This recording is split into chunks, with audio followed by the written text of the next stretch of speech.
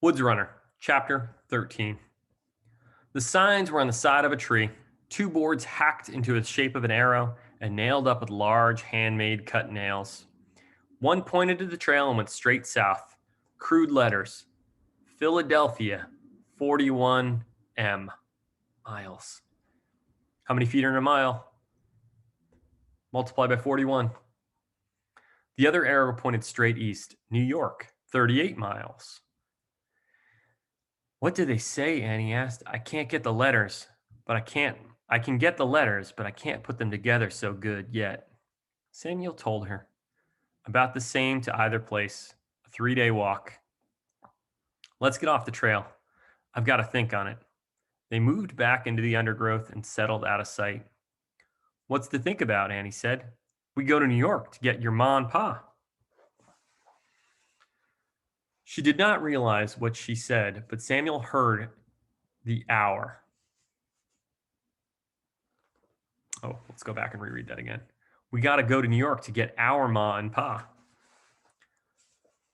She did not realize what she said, but Samuel heard the hour. Something had happened in her mind. She found a way to stand it all, to keep going. Samuel nodded. What had Caleb said? Oh, yes. New York was British, but the Americans still held Philadelphia, the center of the new government. Had his mother and father come by here and seen this sign? Did they know that safety and refuge were just 40 miles away? And then did they have to go on to New York? He shook his head.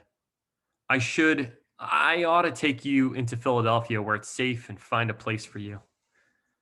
No, I ain't going to leave you. You're the only family I have. I won't help to leave me someplace because I'll just run and follow you. No matter what you say, we're going to find our folks. That's all there is to it. We're going to New York. What I was going to say together was that it would take too long to go down there and come back 6 or 7 days. So I guess we'll stick together. Good, that's settled. Samuel almost smiled. She looked so ragged. Her dress was indescribably dirty, and so was her face. Her hair struck out at all odd angles. The dirt was caked on her legs, and her feet looked like shoe leather. And yet she was ready to do what had to be done. I'm proud, he thought, to have you as a sister. All right, then, he said. Let's go. They had a stroke of luck after they turned toward New York. Later that day, they saw a farm with fresh corn in the fields.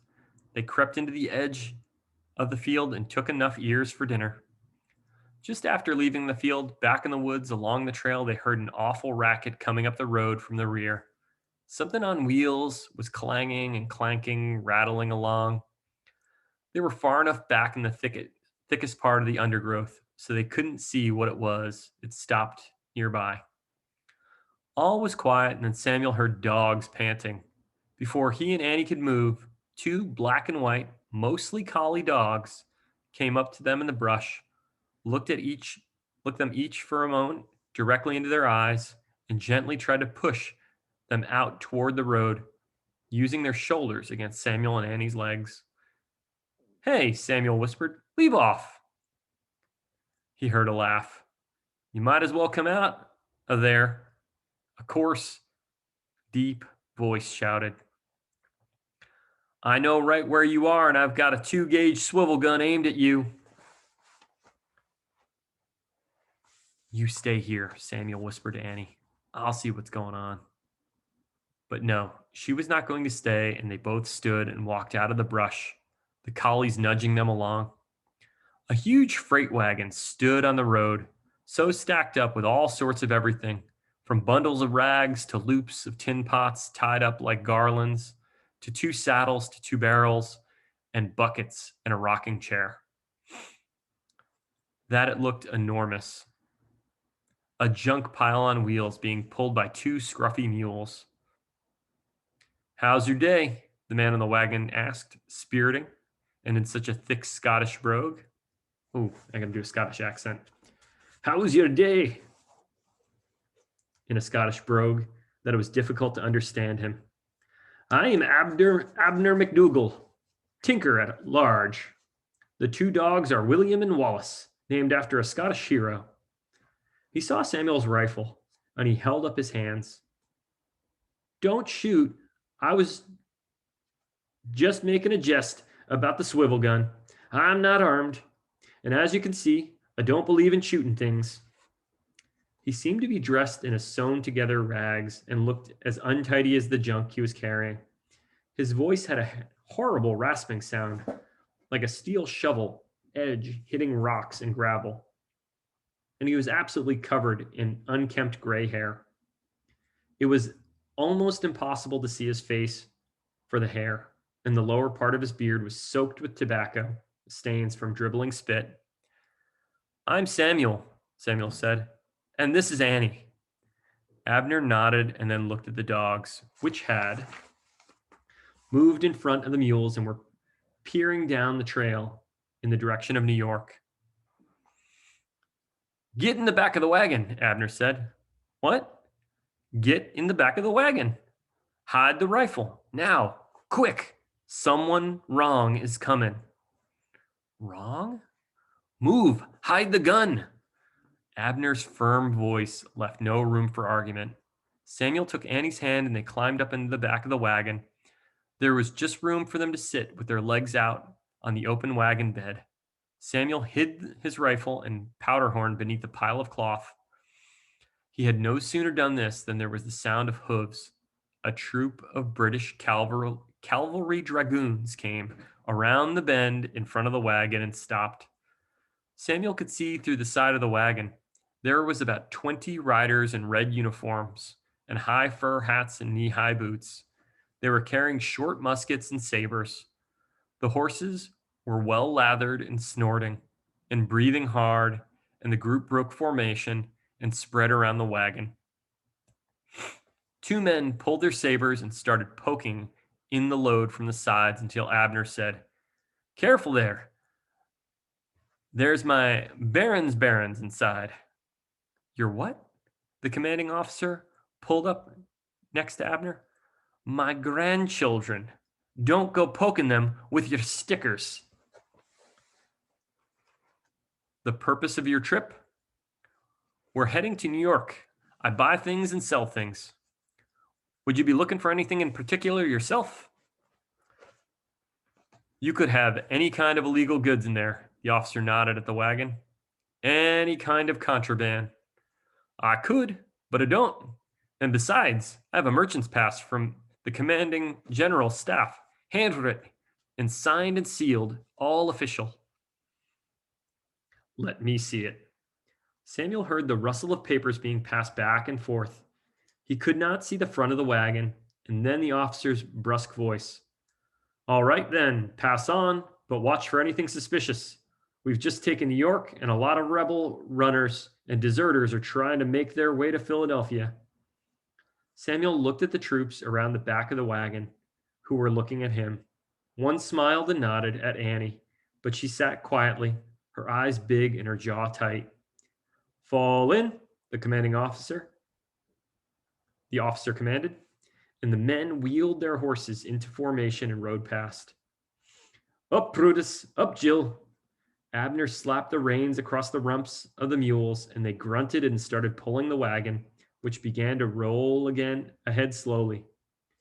Stay in the wagon until they're out of sight, Abner said, until they're gone. Then come up on the seat. We'll talk. Samuel was confused. He decided to trust no one, and yet this old man had come forward and lied for them. He wasn't sure what to do, but some part of him wanted to trust Abner. He watched the cavalry unit disappear around a bend in the road and then stood and climbed alongside the load until he was at the seat looking down the backs of the mules. Annie sat down in the middle next to Abner, and Samuel took the outside. How did you know they were wrong? Samuel asked. The dogs told me. The dogs told you? Annie scoffed. I didn't hear nothing. That's because you don't know how to listen. It's the way they stand, how their ears set, the hair on their back, If you know the dogs and they know you, they will tell you what to expect. How did you know we might think the British soldiers were bad? Abner slapped the reins of the mules. Pick it up, pick it up. How could I think otherwise? Somebody comes down the trail and you hide in the bushes. This is largely a British road. You come out carrying a gun at the ready? He laughed. It's hard to think you act that way with a friend. Why don't we don't like the British? Annie said suddenly. They're all bad. Every damn one of them. Ooh. They both looked at her. They killed our folks, our family, her voice cracked. And I miss them. I miss my ma and my pa. I even miss the red chicken that pecked my toes. She started crying, leaning against Samuel. I think, Abner said, you'd better tell me what happened. And to Samuel's complete surprise, he took a deep breath and did just that. All right. Communication. New York City.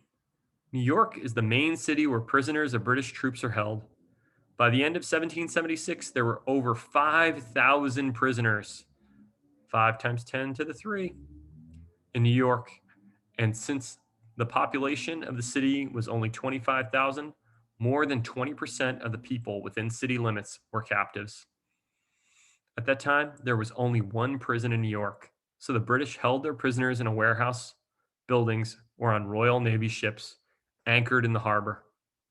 Although these ships were built to hold 350 sailors, the British kept over 1,000 prisoners at a time on board.